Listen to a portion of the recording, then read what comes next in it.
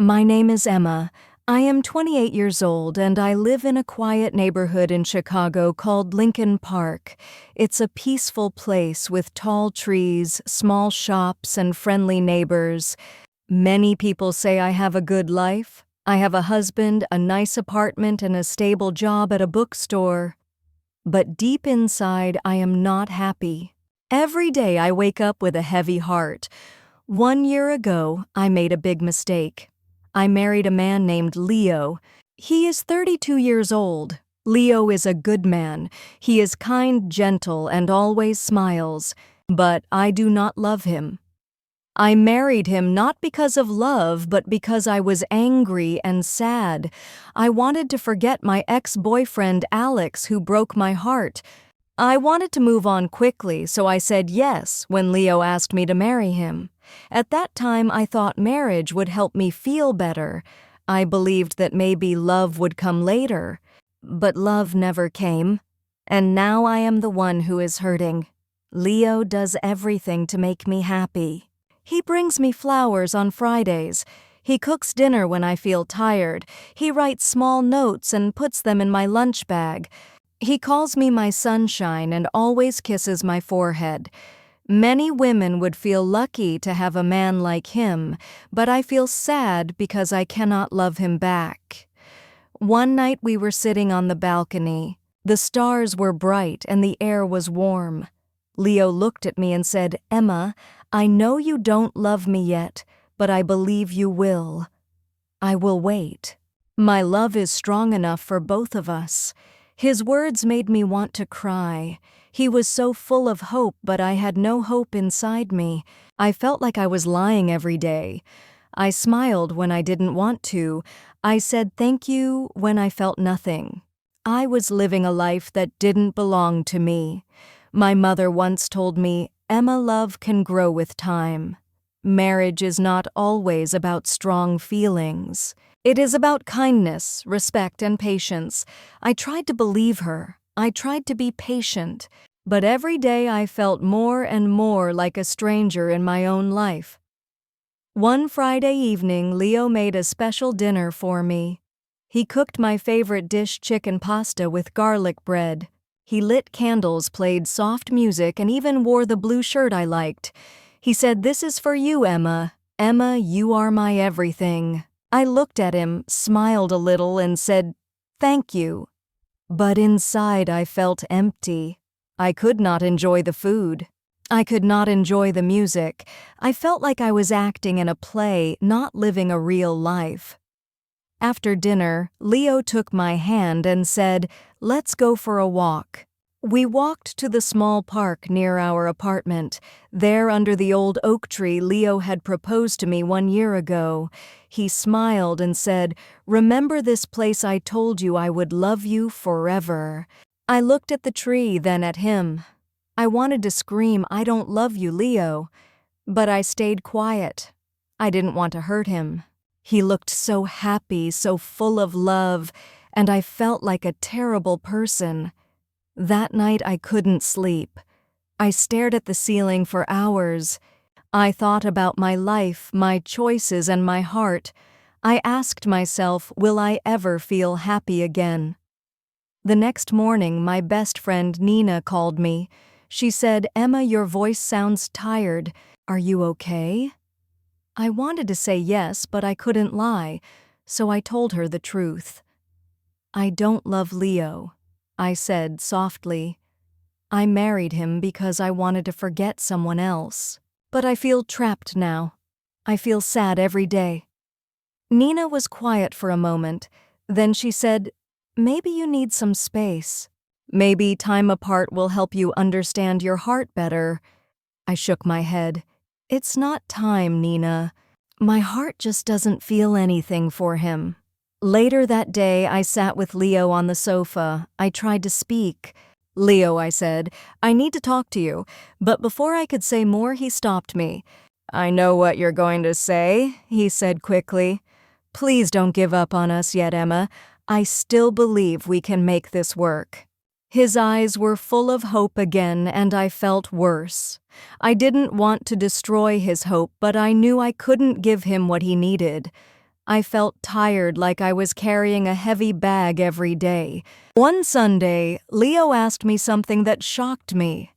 "Emma," he said, "do you want to have a baby? I think it will bring us closer." I froze. I didn't know what to say. The idea of having a child with someone I didn't love scared me. I looked down at my hands and said quietly, "I'm not ready, Leo." He nodded slowly. He looked hurt, but he didn't push me. That made me feel even worse. He was always gentle, always kind, and I was always silent, always distant. That night I wrote in my journal, "I feel like I'm drowning in this marriage. Leo is a good man, but I can't be the wife he deserves." I also wrote, "Sometimes I want to leave, but I'm scared. What will people think? Will they say I am selfish? Will they say I didn't try hard enough?" One evening, I packed a small bag. I planned to leave. I looked at Leo while he was sleeping. He looked peaceful. He looked happy. I stood by the door holding my bag, but I couldn't do it. I put the bag down and sat on the floor. I cried quietly. The next morning, Leo made coffee for me. He kissed my cheek and said, "Good morning, my love. I believe in us." His words broke my heart again. I wanted to scream, "Stop hoping," but I stayed quiet again. I walked to the window and looked at the street. A dog was running, kids were laughing, and the sun was shining. The world was moving, but inside I felt stuck. I didn't know what to do. I didn't know how to fix my life. I only knew one thing. I couldn't live like this forever. Before I share the rest of my story, I want to ask you something. Where are you listening from?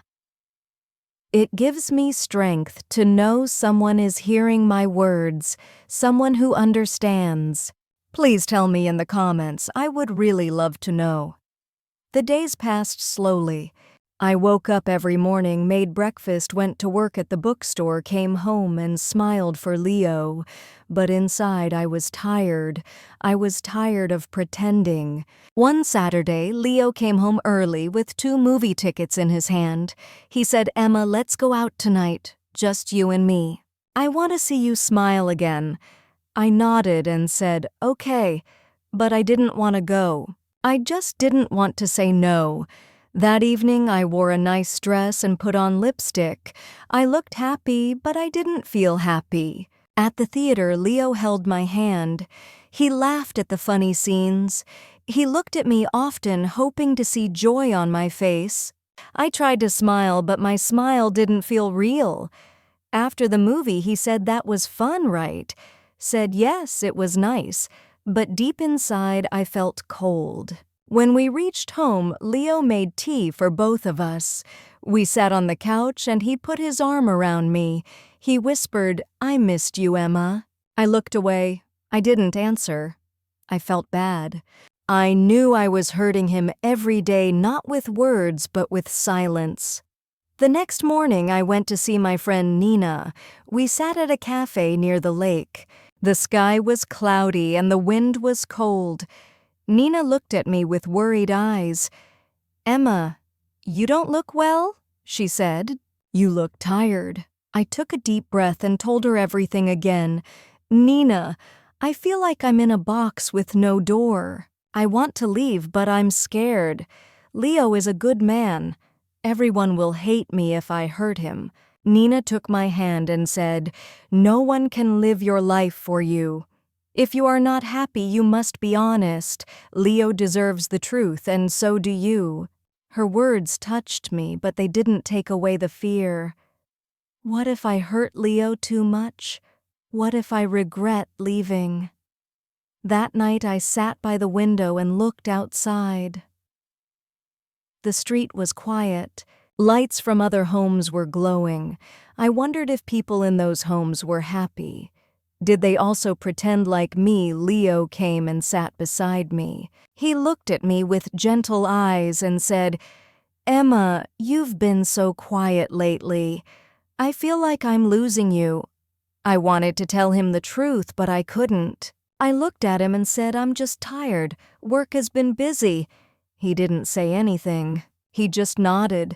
I could see the sadness in his eyes. The next week, Leo planned a short trip. He said, "Let's go to Lake Geneva for the weekend, just you and me. Maybe the fresh air will help." I didn't want to go, but I said yes again. I didn't want to hurt him. We drove for 2 hours. The lake was calm, the trees were green, and the sky was blue. It was beautiful, but I felt nothing inside.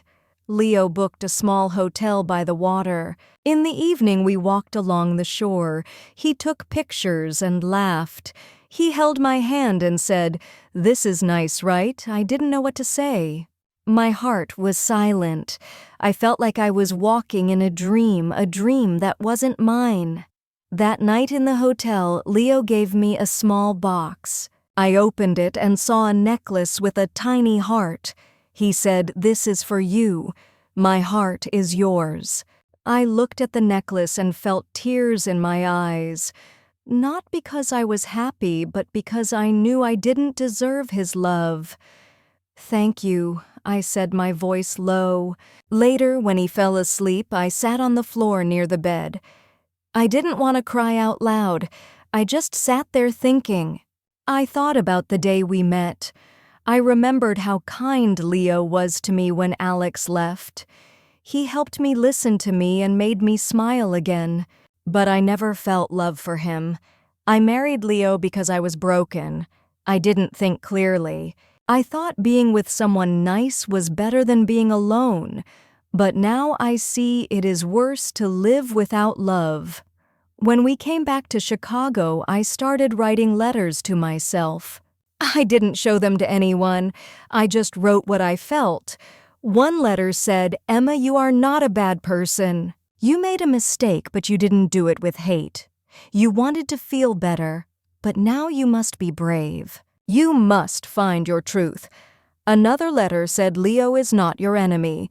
He is a good man, but he is not your home. You cannot give him what he needs." Writing helped me understand myself. It helped me see my own pain clearly. A few days later, Nina called me and said, "Emma, you sound stronger." I said, "I'm thinking about telling Leo everything. He deserves the truth." She said, "I'm proud of you." That evening I made tea and asked Leo to sit with me. My hands were shaking. "I need to tell you something," I said. He looked at me and said, "Okay." I took a deep breath.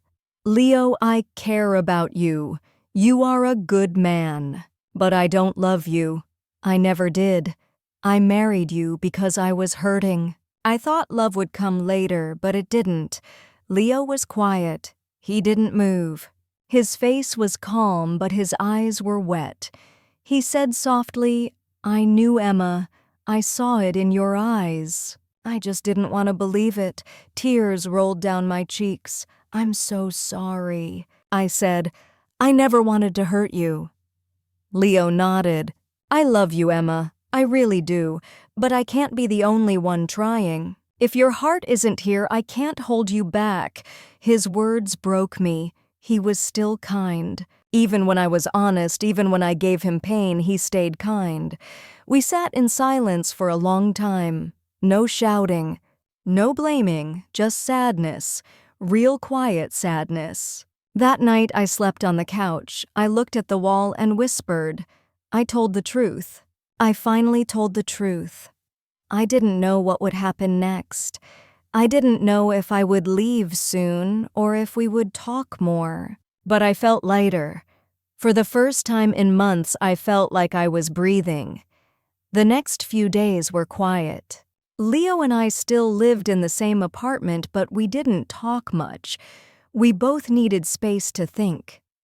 I slept in the small guest room. He slept alone in our bedroom. In the mornings, Leo still made coffee. He still left a cup on the kitchen table for me. But now there were no notes, no smiles, just silence. I went to work and tried to stay busy. I helped customers at the bookstore. I arranged books, cleaned shelves, and answered questions. But my heart was not in the work. My mind was always thinking about what would happen next. One afternoon, Nina came to see me at the shop. She gave me a hug and said, "How are you doing?" "I'm okay," I said. "It's hard, but I feel more honest now." Nina smiled. "That's a good start. What will you do next?" "I think I need to leave," I said quietly. "It's time." That evening I told Leo I wanted to move out. He didn't look surprised. He asked, "Do you have a place to go?" "Yes," I said. Nina offered me her guest room for now. Leo nodded. He was quiet for a moment. Then he said, "Emma, I'm not angry. I'm just sad. But maybe this is the right thing." I felt tears in my eyes. "I never wanted to break your heart," I said. He gave a small smile. "You didn't break my heart, Emma. I gave it to you freely. Even if you couldn't keep it, I don't regret loving you." His words were kind, but they made my heart ache.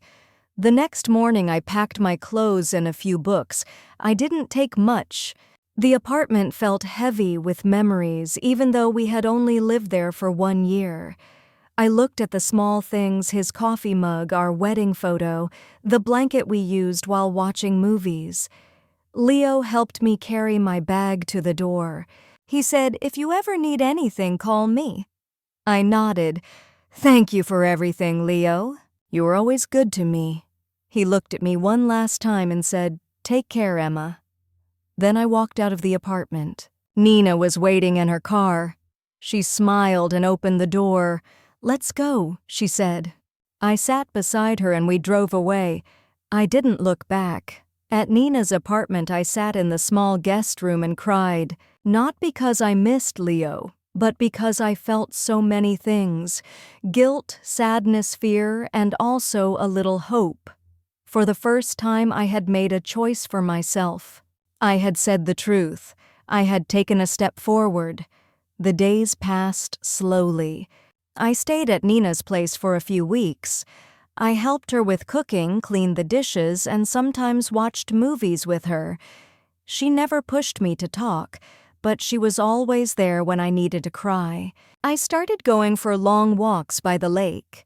I watched people walking their dogs, riding bikes, and drinking coffee on benches. I liked watching life go on. It helped me feel calm. One day, I walked into a small cafe and saw a flyer for a creative writing class at the community center. Something inside me said, "Try this," so I signed up. The class was small, just 8 people. We wrote stories and read them out loud. At first I was shy, but slowly I started to enjoy it. I wrote about my feelings, my past, and my hopes. One evening after class, I wrote something in my notebook. I lost love before I even found it, but now I am finding myself. That sentence made me smile. A few weeks later, I got a message from Leo. He wrote, "Hi, Emma. I just wanted to say I hope you're doing well. I'm taking some time for myself too. I've joined a cooking class. It helps me stay busy. No pressure to reply. Just wanted you to know I'm okay." I stared at the message for a while. Then I replied, "Hi, Leo. Thank you for your message. I'm glad you're doing okay. I'm in a writing class now. It's helping me too. Wishing you peace and happiness." We didn't talk again after that, but it felt good to say goodbye in a kind way. Months passed. I found a small studio apartment near the bookstore. It wasn't fancy, but it was mine.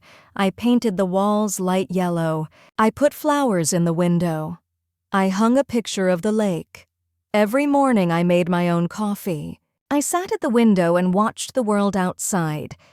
I felt lonely sometimes, yes, but I also felt free. I still thought about Leo. I hoped he would find someone who truly loved him. He deserved that. He gave love with an open heart. I hoped someone would do the same for him. One day, while cleaning my drawer, I found the heart necklace Leo gave me at the lake. I looked at it for a long time. Then I placed it in a small box and wrote a note. "Thank you for your kindness. I couldn't wear it, but I will never forget it." I left the box at Nina's place. She said she would return it to Leo for me. As the seasons changed, I changed too. I began to smile more. I made new friends in my writing class. I laughed again. I started to feel like me. One night I looked in the mirror. I saw a woman with tired eyes but a soft smile, a woman who had been lost but was now walking her own path. I whispered to myself, "It's not a perfect story, but it's mine. I am still learning, still growing. I don't know what the future holds, but I know one thing now: never marry for the wrong reason. Never silence your heart.